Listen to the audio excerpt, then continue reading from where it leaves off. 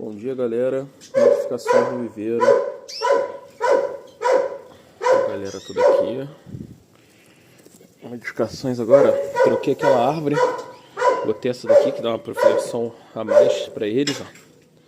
Isso aqui tem os galhos. Aqui ainda temos. Botei uma bandeja somente com fruta, pepino, casca de ovo. Tirar aquelas bananas podridinhas. Aqui tem um pouquinho de milho, ração. Lá tem farinhada. Aí a galera tá aí. Trocar essa água deles. Olha o gaturama, coisa mais linda. Boa, sairinha, perna preta, os canarinhos para. O canarinho.